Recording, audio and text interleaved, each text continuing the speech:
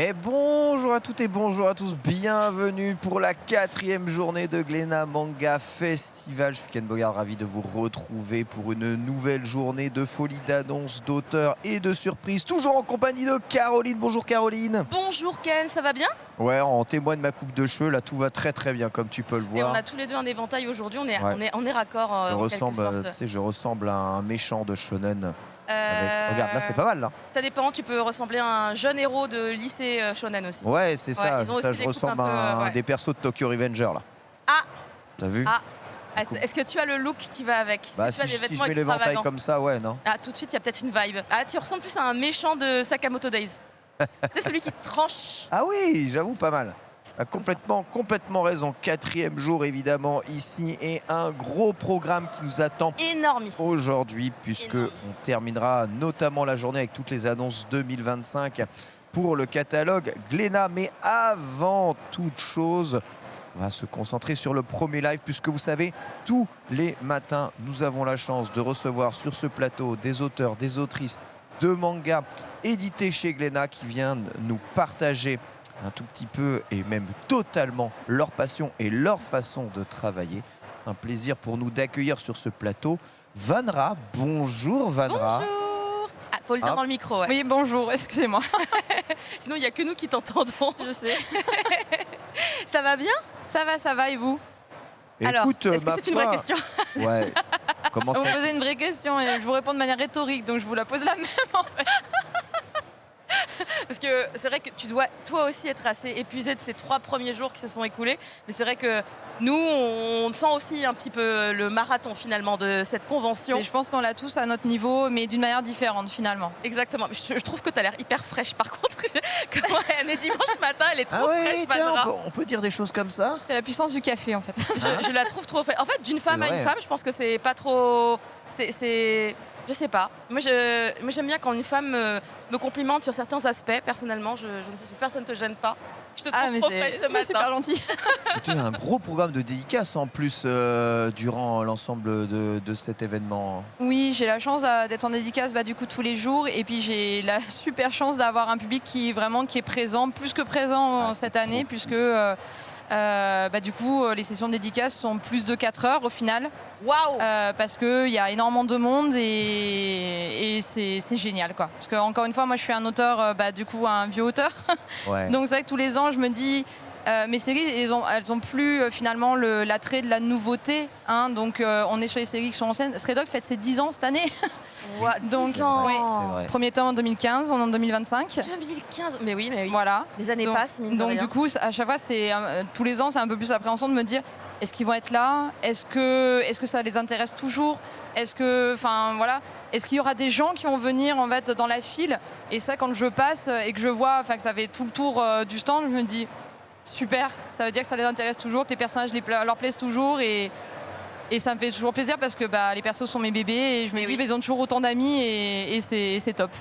D'ailleurs, on peut rappeler que ta prochaine dédicace, c'est aujourd'hui, juste après Juste après, cet oui. entretien, puisque dès 11h, tu attaques En rempile. directement. Voilà, tu rempiles pour ta dernière journée C'est ça. de dédicace. Avec toi, juste à côté, Benoît Huot est avec nous. Bonjour Benoît, éditeur chez Glénat. Bonjour à tous et à toutes. Et donc du coup, Ken, je te trouve très frais, comme ça, a priori, ça peut passer entre hommes.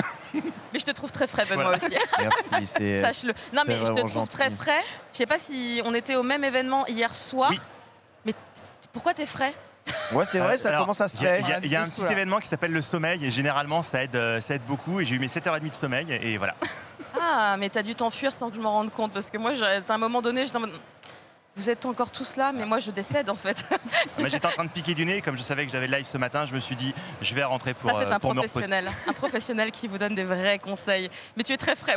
C'est la table très très fraîche, mais Ken est plus frais que moi aussi. D'ailleurs, Mais c'est pour je ça vais que me nous on n'a réveiller pas d'éventail, on n'a pas besoin de se Ouais. rafraîchir. Ouais, voilà. Puis on a les projecteurs dessus Voilà, et en tout, plus. nous on brille et tout, c'est voilà. Vous ne brillez même pas. Voilà, 4e journée, c'est toujours un peu dur. Avant qu'on continue, qu'on aille plus loin, sachez que je n'ai aucun retour dans mon oreillette. C'est pour ça que je suis en Ah. train de tripoter mon boîtier de façon très peu discrète. Donc si jamais vous me renvoyez un truc là-dedans, c'est avec grand plaisir. J'ai un peu de mal à entendre Benoît qui Il est un peu loin. est un peu Mais il loin. a dit que tu étais frais. Merci, Si c'est jamais. gentil. Mais ça, j'avais compris. Merci, impeccable. Pouce en l'air, pouce en l'air. Mais du Ça y est. coup, on peut rappeler qu'il y a un concours à remporter puisque sur les lives dédiés aux auteurs de Glénat, vous avez la possibilité de remporter un tome dédicacé par l'artiste. On vous rappelle la commande à effectuer sur le chat de Glénat Live. Il faut taper !manga festival.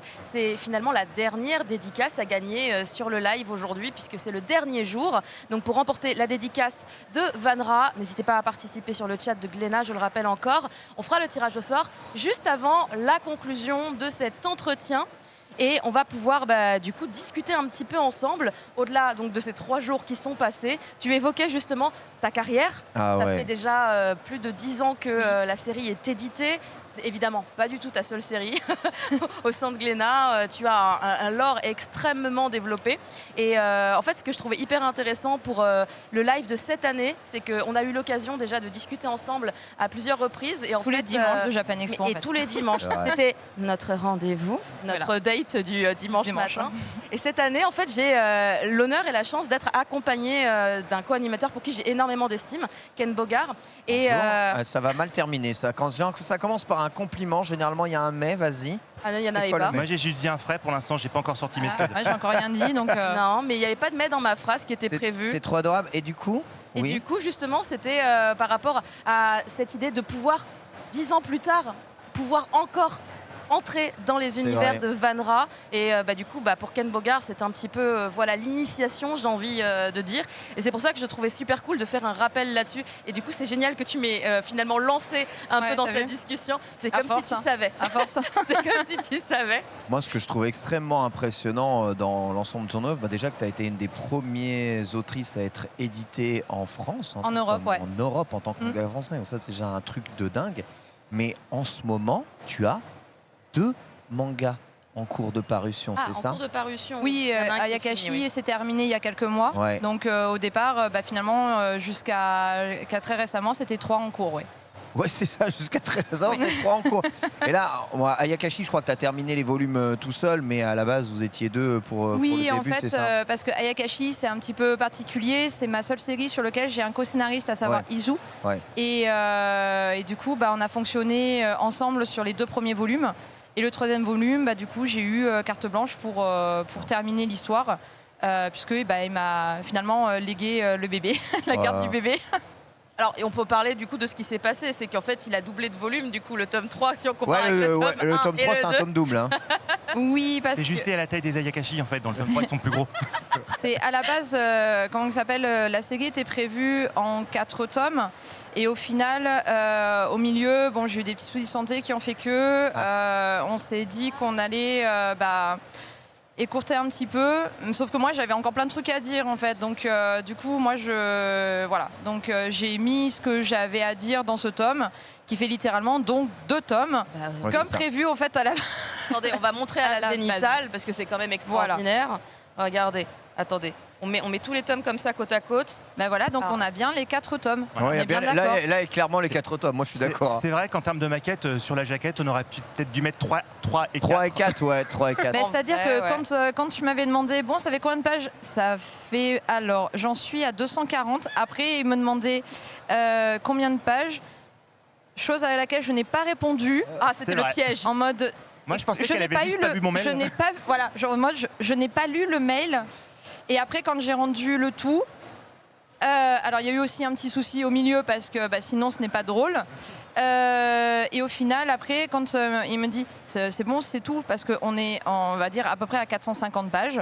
Et c'est bon, là, on est bon. On clôture, On boucle, on parce boucle. que voilà. Et je dis oui, j'ai encore 2. Non, on boucle. En fait, on boucle là. C'est terminé. Tu arrêtes, c'est fini. Benoît qui retire le crayon. C'est terminé maintenant. Rendez la Alors, copie. En fait, Les épreuves du bac. ce qu'il faut bien voir, en fait, c'est que donc techniquement, la pagination pour nous, elle est intéressante et quand Vanra justement avait besoin de beaucoup de pages pour terminer le tome, il n'y avait aucun problème. Quand on avait dit on va terminer plutôt en 3 tomes qu'en 4 parce que justement, comme il y avait plusieurs séries en cours de publication, il était plus intéressant pour nous justement de terminer une série pour qu'ensuite Vanra puisse se concentrer sur les 2 autres. Et donc on n'était parti sur le fait que, bah oui, bien sûr, s'il y a besoin de plus de pages, faisons plus de pages. Sauf que ce qu'il faut bien voir aussi, c'est que... J'ai entendu ce que j'ai voulu, ouais. Voilà. Ce qu'il faut bien voir aussi, c'est qu'en termes de production, en termes d'approvisionnement, en fait, on passe des commandes de papier pour les bouquins. Ouais. Et donc, forcément, quand le service achat me dit « Alors, Ayakashi, il fait combien de pages? Tu peux me valider le descriptif technique ?» Je fais « Bah, il fait 240 pages. » Il fait 280 pages. Il fait... Mais en fait, on ne commande pas la même quantité de papier en fonction du bouquin. Donc c'est aussi pour ça que je relançais régulièrement Vanra. Alors avec le service achat, j'étais en mode bon, on visait plutôt la fourchette haute. Et donc c'est pour ça qu'à un moment, je dis non, il faut qu'on s'arrête parce que d'une part, le titre a été annoncé et d'autre part, on a la question des approvisionnements de papier. Alors ce dernier volume justement d'Ayakashi, on va en parler un tout petit peu. Un mauvais auteur, un mauvais élève. Je crois tout sur ce tableau, sur ce plateau me fait penser le contraire, justement. Puisqu'on va regarder, puisque c'est certes 400 et quelques 450 pages, mais on va voir hein, quand on regarde ton travail et ton dessin, c'est pas 450 pages de Bleach, hein. C'est 450 pages de trucs extrêmement travaillés et très fournis. On a des visuels, il me semble, justement, de Ayakashi. Oui, Ayakashi, et puis le tome de Stray Dog 7 en cours aussi. Ouais. Mais voilà, ça donne un petit exemple. Hop là. Et ce qui vous permet de voir aussi en plus l'avancée technique extraordinaire entre le premier tome d'Ayakashi et le dernier, où justement on a des effets d'ancrage beaucoup plus marqués, un principe de maquette beaucoup plus fluide, beaucoup plus agréable. Donc on a vraiment un bon qualitatif entre le tome 1 et le tome 3, ce qui est tout à fait compréhensible de la part d'une auteure comme Vanra qui justement progresse au fur et à mesure. Et c'est aussi ça du coup qui fait que les tomes prennent plus de temps à réaliser. D'une part parce qu'il y a plus de pages et d'autre part parce que surtout la maestria graphique qui les emplit ne cesse de gagner de tome en tome. Après, moi, j'ai juste la sensation, je veux bien qu'on remette la zénitale parce qu'en fait, c'est en regardant. Je te refais travailler Vanra, je suis désolée. C'est juste en monopathe, tu vois. Bah oui, c'est dur. Hein. J'exerce Hiro comme ça s'appelle avec un monobras. Voilà. C'est là où tu te rends compte qu'il est grand le bouquin. Ouais, non, elle peut. Moi, je tourne pas les pages, hein, je lui ai dit tourner les scènes. Elle peut tourner les pages à l'infini. Mais moi, ça me fait plaisir aussi de montrer. Moi, mais à oui. chaque fois, Mais je trouve qu'il y a une vraie différence sur le peu de pages qu'a montré Benoît et les pages que tu montres toi. À la base, chaque tome était prévu en à peu près 200 à 220 pages. Ok. Donc, mais encore une fois, moi, le tome 3, chaque fois qu'on signe, je dis on parce que j'inclus Benoît dans la boucle, à chaque fois qu'on signe une série, qu'elle soit avec un co-scénariste, avec Izu ou quoi que ce soit, le scénario, il est bouclé. Donc, on sait où on va. Donc moi je sais où je vais, je sais ce que je vais mettre, je sais comment je veux terminer, je sais les actions principales mises dedans. Voilà. Donc au final quand on me dit finalement ce sera pas 4 tomes pardon, et ce sera juste 3, pour moi je me dis mais comment en fait ça fait comme si je coupais finalement la personne en train de parler au milieu de la phrase, on dit c'est bon, c'est fini. Alors c'est sûr qu'il y a toujours la possibilité de se dire tu t'as qu'à résumer, etc. Mais les actions ne vont pas paraître pareilles. Finalement, la finalité, au total, il n'y aura pas la même portée, il n'y aura pas le... Voilà, encore une fois, c'est comme si on avait une conversation et qu'à un moment donné, au milieu de la phrase, je dis la prochaine en fait. C'est tout un truc dont même pour moi, il y a des endroits où j'ai dû résumer. Mais j'essaie de faire en sorte que ça sorte le mieux possible et surtout de quand même pouvoir du coup arriver et mettre en avant les actions et puis les faits que je voulais mettre en avant. La rencontre de Hiro avec son frère par exemple qui me semblait essentielle.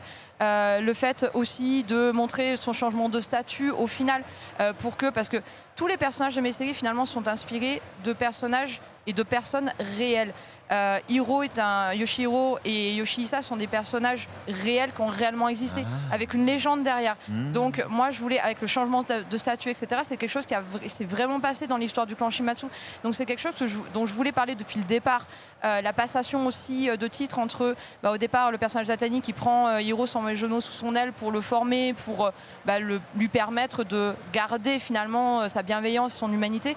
C'est quelque chose que lui va faire aussi. Après, il va passer du statut de guerrier à statut de maître pour son jeune frère aussi.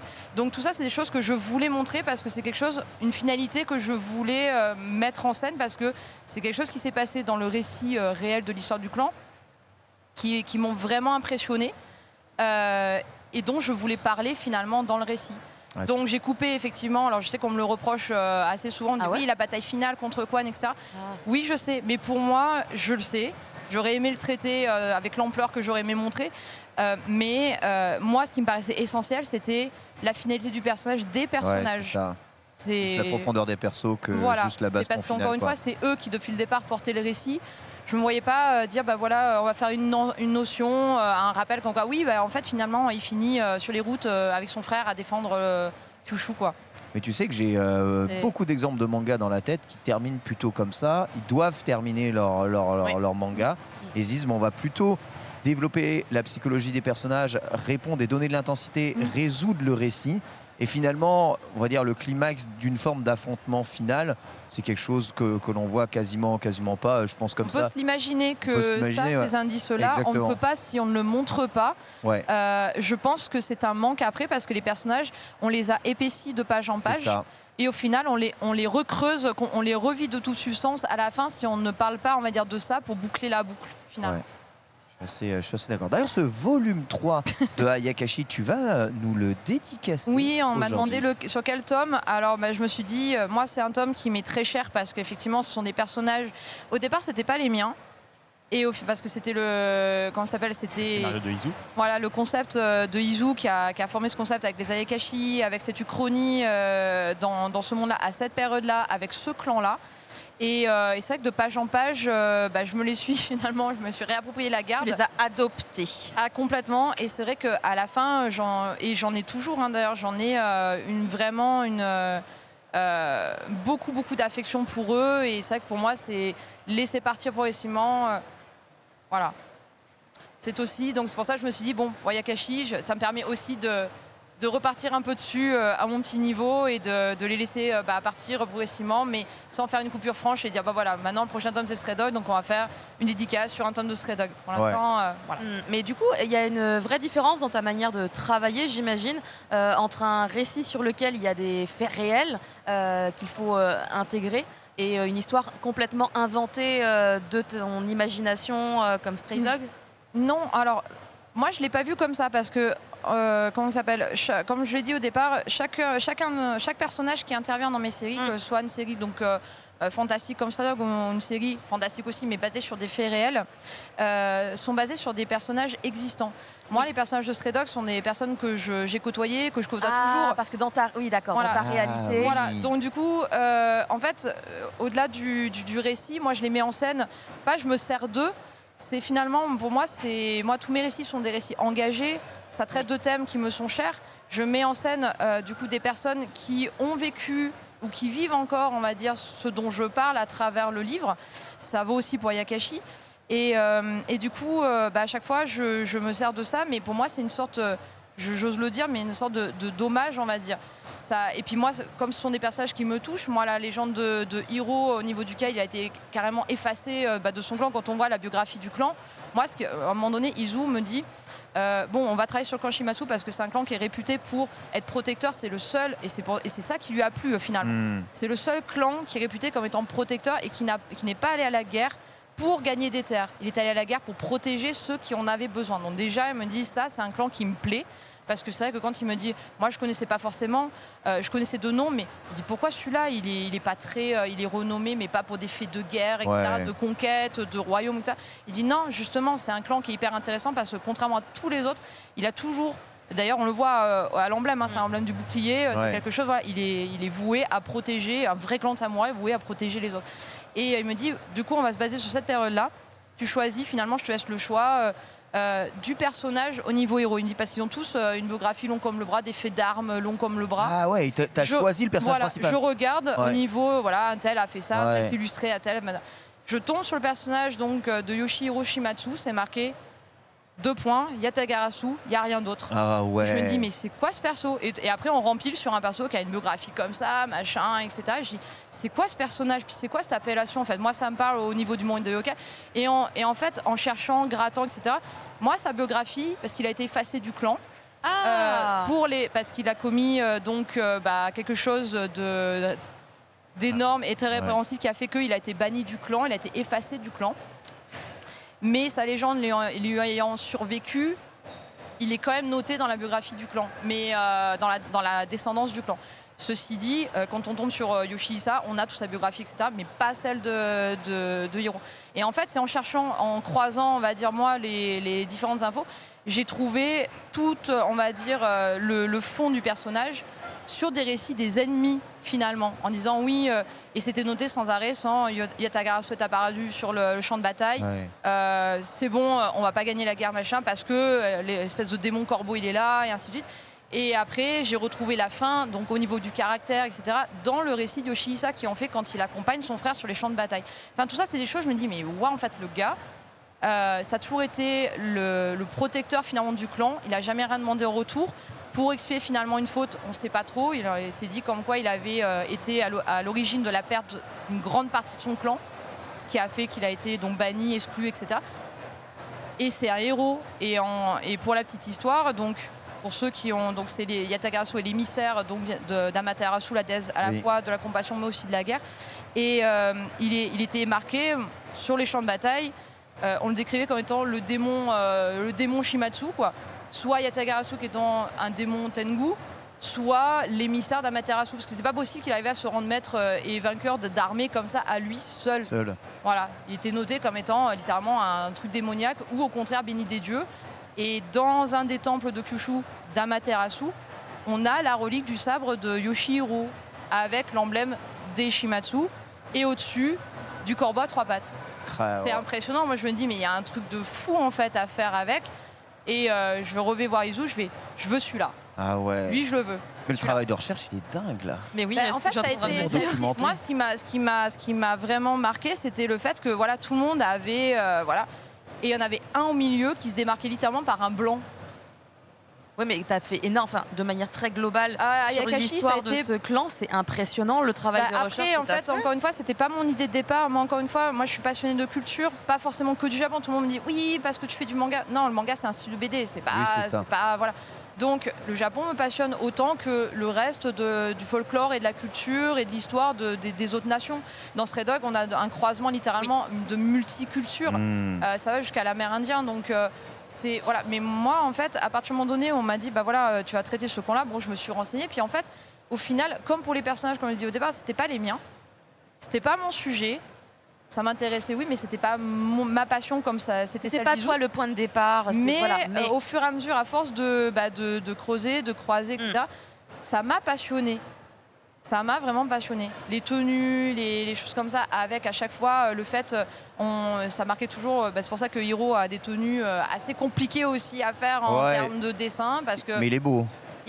En fait, il porte finalement ses titres et son rôle sur les épaules. Et le fait qu'il se balade toujours en rouge, c'est le seul Shimatsu qui se balade en rouge, quoi. Ça, par contre, c'était noté. Hein. Parce qu'il dit oui, d'ailleurs, c'était le seul sur le champ de bataille. Tous les autres clans ont un code couleur, finalement. Reconnaissable, Shimatsu était en vert parce que c'est le vert de la. Comment ça s'appelle pas de la zénitude, mais. Comment ça s'appelle la sérénité. De la sérénité, exactement. Et du calme, on va dire, pendant la tempête. Pas avant, pendant la tempête, c'était marqué comme ça. Lui, il se balade en rouge, en fait. C'est le seul samouraï qui se balade en rouge avec littéralement les armoiries du clan derrière. Mais c'était pour attirer l'ennemi, en fait. Donc tout ça, c'est le des système choses, du taureau, mais chez les samouraïs. Anticonformiste. Ah ouais, non, mais carrément pour attirer le regard, pour faire en sorte que finalement les ennemis se focalisent sur lui plutôt que sur le reste du clan qui était attaqué. Enfin, c'est quand même vachement bien sapé. Hein. C'est voilà. Je sais que tu crois souvent des gens de ta communauté qui se cosplay dans tes personnages. Tu as déjà eu du coup. J'ai eu Hiro, j'ai eu Yue 2 fois. J'ai eu la chance d'avoir Yue 2 fois et en plus elle était magnifique parce qu'elles avaient fait vraiment la tenue d'Apara avec le masque d'Amaterasu, etc. J'ai eu beaucoup les personnages de Stray Dog aussi, notamment Toru, je l'ai eu plein de fois. J'ai eu Hiru aussi qui était ultra mignon. J'ai eu l'année dernière, il y avait Miru et Aki aussi qui sont passés sur stand, etc. Et non, c'est super génial parce qu'en plus ils font du travail de fou. Et puis c'est un des plus beaux hommages qu'on peut avoir parce que ils y passent un temps fou. C'est pas juste un dessin, on va dire. Je minimise pas les fanarts, etc. Mais là, c'est carrément ça, c'est concret. En général, elles passent vraiment parce que ça a toujours été des filles, à part Hiru, donc ils passent un temps, des fois 6 mois, voire 9 mois à faire leur cosplay. C'est ultra long quand une c'est fait journée, soi-même, bien sûr. Et juste pour être pendant la dédicace, dire voilà, j'aime le personnage, je le montre. Ça, c'est touchant. Hein. Voilà, Ouais. Ah ouais. Et surtout, ce qui est vraiment bluffant dans ces cosplays, c'est qu'en réalité, avec le cosplay, on passe de personnages qui sont en 2D, qui sont dessinés, à des personnages qui sont incarnés vraiment en 3D. Et ça permet vraiment de prendre conscience de l'importance de ces personnages, de leurs valeurs. Et c'est vrai que moi, je me souviens l'année dernière, quand Il y avait Anna aussi l'année dernière. Il y avait Anna aussi. j'étais là, je fais non, mais il faut que je les prenne en photo, c'est juste pas possible. Je les connais, pourtant je les ai lus, mais non, il faut que je les prenne en photo. Donc franchement, et oui, ça les personnifie, ça les met en chair et en os finalement. Et c'est vrai que c'est toujours impressionnant, quoi. Parce que en fait j'y pensais parce que je voyais sur la couverture qu'on a regardé à l'instant le travail sur la recherche vestimentaire, parce que ça on n'en avait jamais trop vraiment parlé, mais je me suis rendu compte que c'était un aspect aussi hyper important, surtout dans un contexte historique, parce que en fait les vêtements, je me suis rendu compte sur l'année, parce que j'ai regardé pas mal d'œuvres sur des contextes historiques, que ce soit au Japon, sur la Corée, et en fait il y a des réelles différences. Quand on n'y connaît rien, on peut ne pas se rendre compte, mais il y a des différences à travers les cultures, parfois les périodes. Oui, exactement. J'ai récemment fait d'ailleurs une chronique sur l'uniforme scolaire pour un Glénat Manga Live, et ça m'a fait remonter très très loin dans certains types de pas uniforme du coup anciennement, mais voilà des vêtements qu'il fallait mettre en quelque sorte selon ton statut, la couleur de la ceinture, la manière de le porter, etc. Même pour les samouraïs. Exactement, c'est tout codifié, et moi c'est impressionnant qui me plaît, parce que ça fait partie aussi de la culture. C'est beaucoup de recherche. Donc on en revient toujours à l'aspect culturel. Et c'est ça qui est passionnant, parce qu'on voit, et surtout, notamment au Japon, en fait on a vraiment finalement tout le côté traditionnel, mais traditionnel avec un grand T majuscule, traditionnel et folklorique et culturel aussi, qui est dans l'apparat, le code couleur, l'endroit où se portent les dorures, les matériaux aussi utilisés. Tout ça, c'est des choses qui vont littéralement symboliser le statut social, le rang, la fonction aussi du personnage si on part sur un champ de bataille, mais aussi au sein du palais. Hiro, quand il va en fait finalement en rendez-vous auprès de son père qui l'a renié, grand moment, ambiance, il n'a pas la même tenue du tout que ce qu'il a en temps normal. Voilà. Et à la fin, il termine avec des tenues différentes aussi, parce que son statut a changé, parce que ci, parce que ça. Tout ça, c'est des choses qui, encore une fois, moi, j'ai toujours travaillé avec ce type de petits, je ne vais pas dire easter eggs, mais un petit peu ça. Dans le sens où tous mes tomes, que ce soit Stray Dogs, soit Morsian ou Ayakashi, on peut les lire avec une lecture, c'est pas péjoratif, mais première et simple. Et c'est ce qu'il faut pour la détente, pour le plaisir. Voilà, pour passer un bon moment. Mais pour tous ceux qui ont envie de... une curiosité culturelle, de chercher, etc. Chaque détail, ou presque, est mis là, pas par hasard, parce qu'il y a une fonction propre, parce qu'il y a une histoire dessous. Et je veux que aussi, parce que moi ça me passionne, donc je mets ce qui me passionne aussi dedans, ce que j'ai appris, ce que j'ai compris aussi. Pour tous ceux qui sont passionnés ou qui aimeraient se renseigner un petit peu, qui prennent, on va dire, les récits, qui regardent, ils se disent, bon, là, pourquoi c'est là ? Pourquoi c'est noté comme ça, ou du moins pourquoi c'est représenté comme ça, parce qu'il y a beaucoup de symbolique, et ça permet aussi de transmettre à mon niveau l'aspect culturel qui en découle ou qui est ambiant. C'est pas juste un personnage avec un joli habit, c'est un personnage qui a l'habit avec tel endroit à tel endroit. Mais encore une fois, on n'est pas obligé de s'y intéresser, mais si on s'y intéresse, il y a un fond dessous. Que les gens se disent, elle n'a pas fait ça par-dessus la jambe, parce que ça n'a pas été le cas, parce que ça m'a intéressé aussi. Alors toi, faire un truc au-dessus de la jambe, j'attends dans quelle galaxie. Je fais pas ça pour me dire que voilà, faut valider quelque chose, pour dire oui, le travail est bien fait. C'est vraiment pour dire voilà. Il me fallait un habit, j'en ai pris un, mais oui. Bon, franchement. Et puis c'est aussi par respect pour l'histoire des personnages. On en revient toujours au respect de l'identité des personnages, de ce qu'ils représentent, de ce qu'ils symbolisent et de ce qu'ils ont apporté finalement à la société pour les pour les personnages de Stray Dogs par exemple, ou pour l'histoire, carrément, pour les personnages d'Ayakashi. Ces recherches, tu as tendance à les faire toute seule en autodidacte ou Ok, d'accord.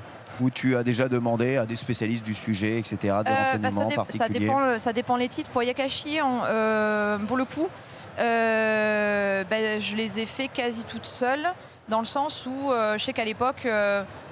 j'ai toujours acheté moi des postbooks, des choses comme ça, surtout pour les décors, on va dire, pour tout et n'importe quoi. Oui, c'est vrai que ça peut aider. Parce qu'au Japon, c'est très finalement, c'est très. Ça commence à arriver en Europe, parce qu'on a de plus en plus de dessinateurs, etc.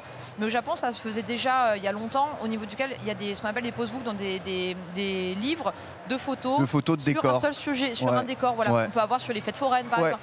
Voilà, et c'est vrai qu'à l'époque, quand j'ai commencé à Yakashi, je dis oh là là, moi j'ai plein dans, comment ça s'appelle, dans mon panel d'éléments, mais c'est pas sur les plans de vue que j'aimerais. Donc du coup, j'étais en lien avec quelques librairies au Japon sur lesquelles je commandais déjà avant mes postbooks pour mes autres séries. Je leur dis voilà, il me faudrait, sortez-moi tout ce que vous avez sur telle période. Il me faut les costumes, il faut les armes, il faut voilà. Pour au final sortir une arme. Moi, c'est ce que j'avais dit à Satoko et à Benoît à l'époque quand le tome 1 était sorti. Vous vous rendez compte pour comment ça s'appelle juste l'arme de Quan par exemple. Ouais. Il m'a fallu je sais pas combien de trucs, je sais pas combien de vidéos aussi où j'ai regardé pour ceux qui font des démonstrations d'arts martiaux pour savoir comment la gestuelle et tout, pour avoir juste 2 cases quoi. Mais moi, ça me paraissait essentiel parce que c'est des choses que je ne connais pas et que je me dédie à faire un récit dessus. Donc la moindre des choses, c'est se renseigner et comme un travail de journaliste en fait, de faire le max de travail pour savoir de quoi je parle finalement et de pouvoir en parler avec un petit peu de crédit finalement dessous. Parce qu'on sait aussi que ce genre de situation, effectivement, pour la plupart des lecteurs et des lectrices, ils ne verront pas la différence. Mais par contre, on sait que les personnes qui sont sensibilisées, par exemple, à des séquences de combat, à des éléments, c'est le genre de choses qui les fera directement sortir de l'histoire et du coup, qui leur fera perdre toute la crédibilité de l'œuvre, alors que objectivement ça reste un point de détail, mais ils se disent non mais c'est n'importe quoi, on n'utilisait pas cette épée à cette époque, donc ça n'a aucune espèce d'importance. On aura beau leur dire c'est une uchronie, oui, c'est un récit, ouais. Donc c'est pour ça qu'il y a vraiment autant je dirais sur la partie sur la dimension fantastique, je pense que tu peux être un petit peu plus libre, mais sur la partie vraiment pour le coup historique, narrative, il fallait vraiment coller. Moi je me souviens notamment dans les premiers tomes, on avait vraiment mis une carte pour indiquer les différents lieux, quelles étaient les factions, quels étaient les clans, etc. Parce que justement, comme il y avait un ancrage historique, même si dès le début on précisait que c'était pas, il y avait une déviation de l'histoire, il fallait que les gens et que les lecteurs et les lectrices puissent se repérer plus facilement. Et puis même pour tout ce qui est du domaine du fantastique, à partir du moment où on fait intervenir des créatures fantastiques ou des divinités, en Asie, elles ont plusieurs formes de représentation un peu partout en Asie. Si tu représentes les divinités telles qu'elles ne sont pas représentées exactement au Japon, ça colle pas du tout avec l'endroit ou l'ambiance que tu fais. Donc il faut aussi faire attention, même du côté fantastique. T'imagines si on mettait un dragon chinois dans une œuvre européenne. Je pensais aux dragons, je regardais Luli Dragon, j'étais en mode, ouais. genre les dragons, dans ma tête c'est vraiment en mode les dragons, puisqu'on a eu une discussion sur les dragons asiatiques justement, c'est pas les mêmes dragons que chez nous avec les chevaliers et tout, tu vois, c'est deux types de dragons. Vraiment, oui, parce qu'il y a un folklore dessous, parce que ça symbolise aussi autre chose. Complètement. Et du coup on a effectivement des visuels et des formes qui sont même entre on parlait de dragon, enfin tu parlais de dragon chinois par rapport au dragon japonais, c'est pas du tout la même chose non plus. On a tendance à associer les deux, mais au final c'est pas du tout le même. Donc voilà. Non, mais ça, c'est vrai. Je voulais juste revenir sur un point d'Ayakashi. L'année dernière, il me semble que c'était l'année dernière, c'est peut-être un autre jour, mais on avait évoqué cette idée que tu allais devoir te séparer de ces petits personnages, mais que peut-être c'était trop dur et peut-être il y aurait un spin-off, peut-être il y aurait quelque chose. Est-ce que finalement tu leur dis réellement au revoir ou tu nous prépares quelque chose? Moi, je dis jamais réellement au revoir à mes personnages, puisque moi, encore une fois, ce sont mes enfants. C'est comme si, voilà, là, ils partent en colonie de vacances. Non, même pas. Là, ils sont devenus adultes. Moi, je les ai accompagnés, enfants surtout. Là, en plus, là, on a tout le passé d'Hiro, etc. Donc moi, c'est comme si, par l'intermédiaire d'Atani d'ailleurs, je les tiens par la main, je dis voilà, je t'amène jusqu'où je peux. Je suis là à la remise des diplômes, je suis là à la remise des prix, je suis là quand tu as fait ta thèse, etc. Donc maintenant, Hiro a fait sa thèse, il a fait plus que... Et il est rentré en vie professionnelle, j'ai envie de dire. Donc maintenant, il me donne des nouvelles de temps en temps.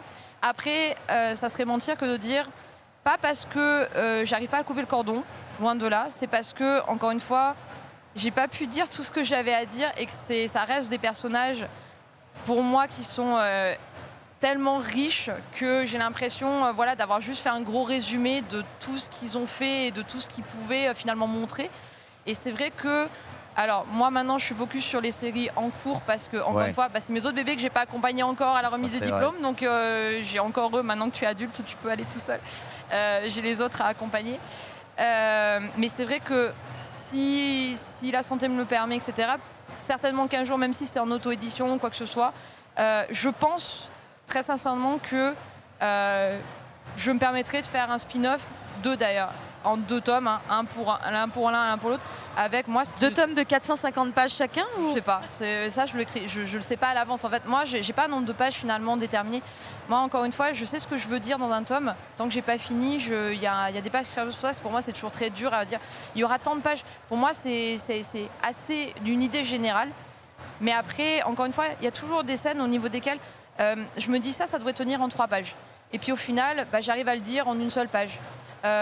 Ou au contraire, il y a des fois, je me dis, bon, ça devrait passer en 2 pages. Et puis au final, je me dis, non, c'est bancal, c'est mal expliqué, c'est sec, c'est mal articulé, on ne comprend pas, c'est difficile. Donc du coup, j'en reviens à faire, au contraire, 10 pages de plus. Je ne peux pas le décider en amont. Ça, c'est encore une fois, je sais ce qui va se passer. Mais ça correspond à mon rail. Donc après, voilà. Mais c'est vrai que là, moi, j'aimerais bien faire au moins la partie sur Aitani. Qu'est-ce qu'il a fait à partir du moment donné où il a eu sa femme qui se transforme en Ayakashi, finalement.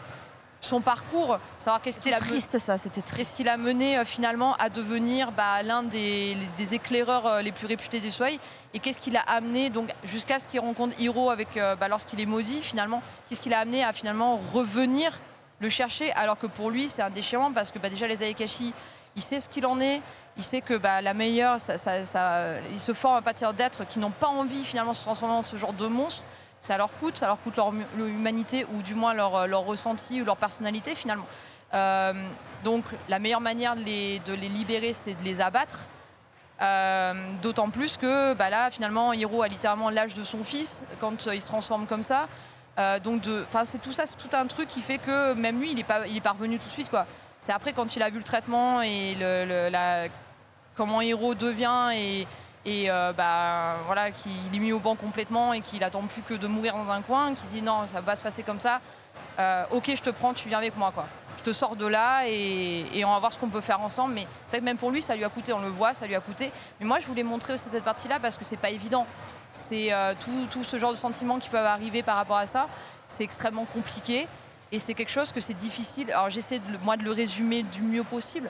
Mais ça reste pour moi un résumé. Et je me dis, on a résumé un personnage qui avait vraiment une grosse épaisseur. Et puis peut-être éventuellement faire quelque chose sur comment ça se passe avec Hiro et son frère. Parce qu'il y a les aventures, ouais. Oui, parce qu'après, alors au départ, on décrivait dans l'histoire vraie, on décrit Yatagarasu sur les champs de bataille, qui est donc littéralement donc, le démon corbeau. Ouais. Oui. Mais après, il est dit, et d'ailleurs c'est raconté dans les récits de Issa, qui va combattre avec son frère. Et à partir de là, les ennemis se disent, il n'y a pas un démon Shimatsu, en fait il y en a 2. Ouais. Et ils sont décrits comme étant le démon à 2 têtes c'est même pas quasi, imbattable. Hiro, il est défait, mais parce qu'il meurt, on va dire, de mort naturelle. C'est quelque chose, ça, où il n'a jamais été... vaincu. Et vu qu'à chaque fois, son frère est un très bon stratège aussi, et les deux, finalement, ensemble, ils sont... Il y avait un moment donné où ils ont le simple fait de les voir, on va dire, entrer sur le champ de bataille, les autres ils ont déposé les armes, c'est bon. Non mais j'ai une femme et un enfant, laissez-moi partir. Non mais voilà, mais c'est des trucs, et moi je trouve ça extraordinaire parce que, encore une fois, à l'époque, c'est pour ça qu'on a les masques de samouraï, tout était basé. Ils savaient que forcément c'était des combats morts, donc ils faisaient tout finalement pour l'éviter. Donc c'est pour ça les masques de samouraï qui sont pas horrifiques, mais voués à angoisser l'ennemi, à effrayer l'ennemi, etc. Tous les armures, ces couleurs, etc. Et ces postures et ces statures rajoutées, on va dire, c'est un moyen de protection certes, mais c'est aussi un moyen pour effrayer l'ennemi, pour éviter le combat. Et eux, ils arrivaient sur le champ de bataille, ça suffisait à dire bon, c'est bon, non, pas aujourd'hui, je suis trop jeune pour mourir. On va mettre en place un champ de bataille. Vanra, il va falloir que tu fasses la dédicace, car on arrive au moment du tirage au sort. Donc si les gens n'ont pas encore tapé le mot magique !Manga Festival sur le channel Glénat Live, dépêchez-vous évidemment rapidement. On va clôturer très très rapidement la session pour... Le temps passe si vite. Mais oui. Parce qu'on n'a pas l'impression que 7 minutes 30 viennent de s'écouler. On a posé 2 questions et voilà, c'est fini. Désolé. Le temps passe. Non, mais justement, c'est extrêmement intéressant. On est justement en train de se dire qu'on n'a pas vu le temps filer en fait. Donc, comme dans les livres, il y a plus de pages que prévu. Voilà.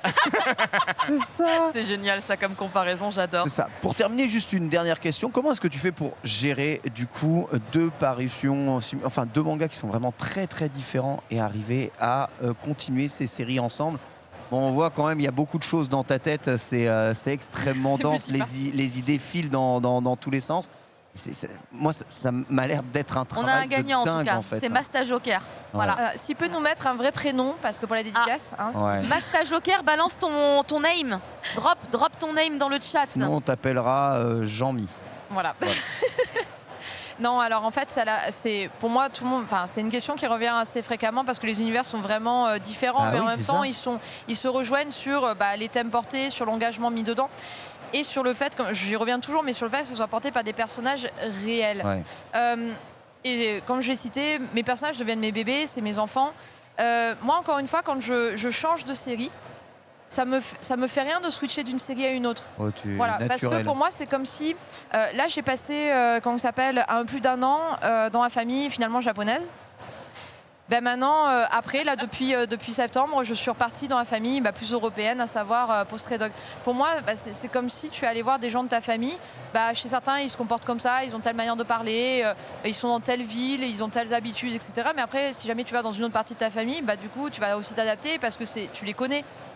Pour moi, je le vois littéralement comme ça. Là, je reviens dans une partie où le temps est différent, l'atmosphère est différente, mais c'est normal parce que c'est pas la même ville.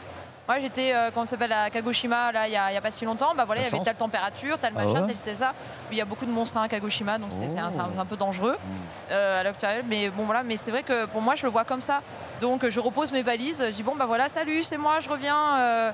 Alors que ça avait fait pendant que je suis pas là, oui, on va le raconter. Mais c'est incroyable cette puissance d'abstraction. Eh bien, Masta s'appelle bien Jean-Mi, donc tu vas pouvoir dédicacer pour Jean-Mi. Il a dit moi je suis Jean-Mi. J'ai fait Jean-Mi, c'est très bien. Très bien, parfait Jean-Mi. C'est officiel. Et merci beaucoup Vanra.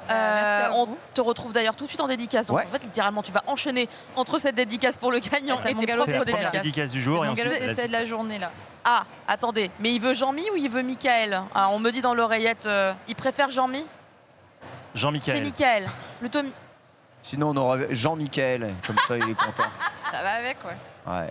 Quelle est la vérité? Il va avoir deux noms, il va pas comprendre. Ce sera sa faute.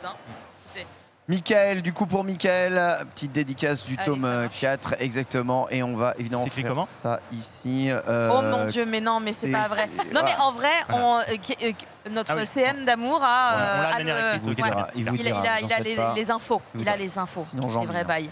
On te retrouve donc en dédicace tout de suite à 11h et du coup jusqu'à l'infini finalement. Tant qu'il y a des gens.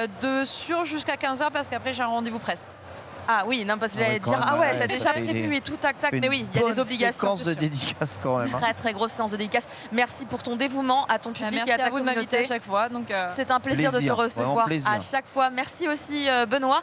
Qu'on retrouve tout à l'heure évidemment pour les pépites à venir chez Glénat. On se retrouve dans quelques instants pour faire un challenge. On va relever des défis avec Lego. Et en attendant, on vous laisse en compagnie de cette personne que nous aimons tant à chaque fois, notre cher Winnie, qui vous retrouve autour du stand de Glénat.